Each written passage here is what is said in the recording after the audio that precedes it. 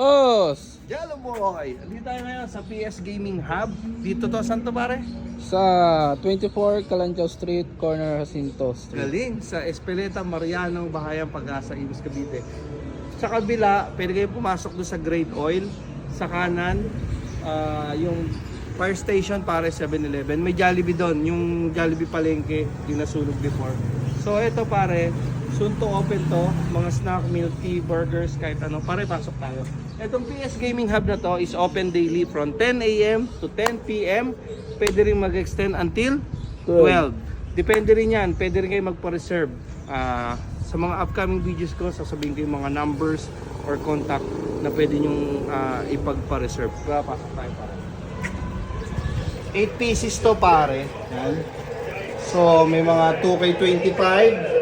So pare, sa isang chair, 89 pesos per hour. Dalawa na, pwede kayo maghati. Malamig ba mga kaibigan? Di ba hinaan nyo aircon? Bakit? Ang lamig, pre. Ganito talaga rito. Sobrang komportable. Baguio Hits. So kapatid, meron tayong offer dito. Pare, yung 6 persons, 2 hours, 500 pesos. Punta lang kayo rito and then meron sila rito mga price, mga drinks. 89 pesos per hour. So, dalawa na kayo. Then, ilan yan? 1, 2, 3, 4, 5, 6, 7, 8. 8. PS Gaming Hub. Bali, ito yung Great Oil sa may Bahayang Pag-asa. Pasok kayo dyan. Pwede rin kayong dumaan dun sa kabila. BFP Fire Station, yung may Jollibee, yung nasunog na palengke. Yan. Tapos, 24 Calanchao Street, corner Jacinto Street, Espeleta, Mariano 3, Imus, Cavite. 10 a.m. to 10 p.m. Open ng Monday to Sunday. Ayan yung number na pwede nyong kontakin. And then nasa caption din yung may owner na si Pabi.